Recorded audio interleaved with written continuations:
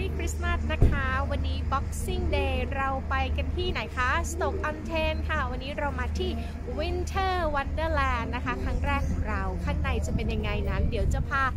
เพื่อนๆไปชมกันนะคะอยู่ตรงนี้ค่ะอยู่แถวๆสถานีขนส่งรถบัสนี่ค่ะ Winter Wonderland อยู่ตรงนี้เลยคนเราก็อยู่ข้างในแล้วนะคะ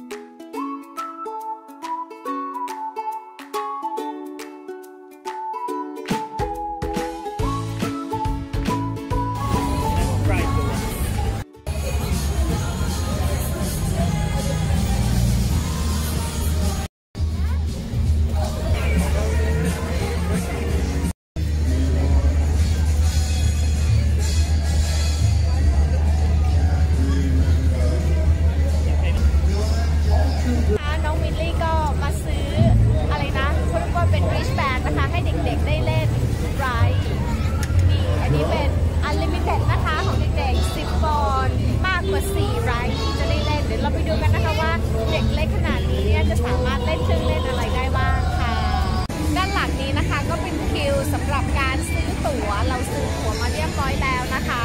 ส่วนแบบนี้กำลังจะไปซื้อฮอทดอกเสร็จแล้วเรา จะไปเล่นเครื่องเล่นกันค่ะ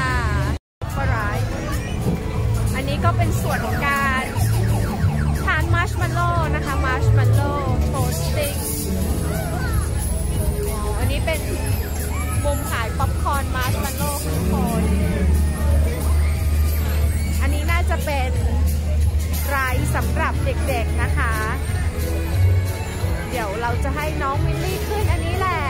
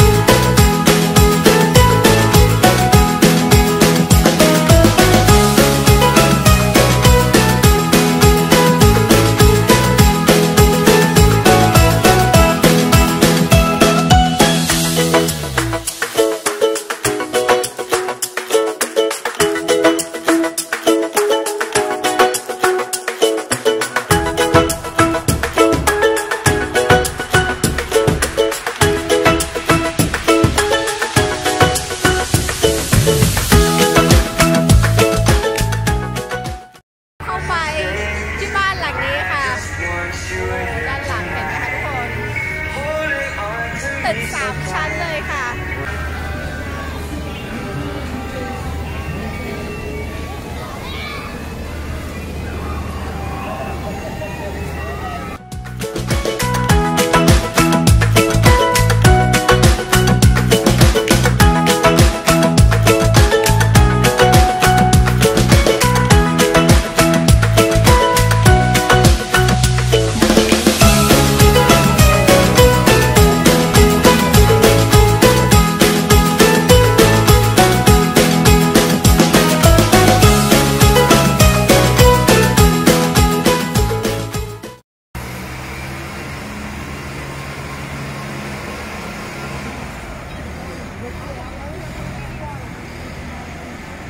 อันนี้คือวิธีทำให้น้ำแข็งเรียบเหมือนเดิมนะคะทุกคนก็คือ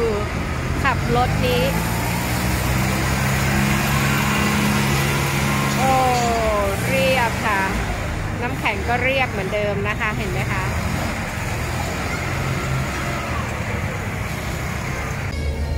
ทุกคนดูด้านหลังค่ะคือนางเล่นจนเหนื่อยมากแล้วนะคะนี่ก็ได้เวลากลับบ้านแล้วล่ะค่ะทุกคนมากันตั้งแต่เที่ยงวันนะคะตอนนี้กำลังจะ5 โมงเดี๋ยวหม่อมจะไปซื้อมาร์ชมัลโล่มาปิ้งนะคะอันนี้เนี่ยจะเป็นรายการสุดท้ายของวันนี้ค่ะแล้วก็เราก็จะกลับบ้านกันแล้วก็เป็นบรรยากาศ Winter Wonderland สต็อกออนเทรนด์นะคะเอามาฝากเพื่อนๆให้ได้ชมกันค่ะหม่อมมี่มีไลฟ์วิดีโอกันด้วยวันนี้ไปก่อนแล้วค่ะยังไงชื่นชอบฝากกดไลค์กดแชร์ subscribe ติดตามกันด้วยนะคะ Merry Christmas and Happy New Year บ๊ายบายสวัสดีค่ะบ๊ายบาย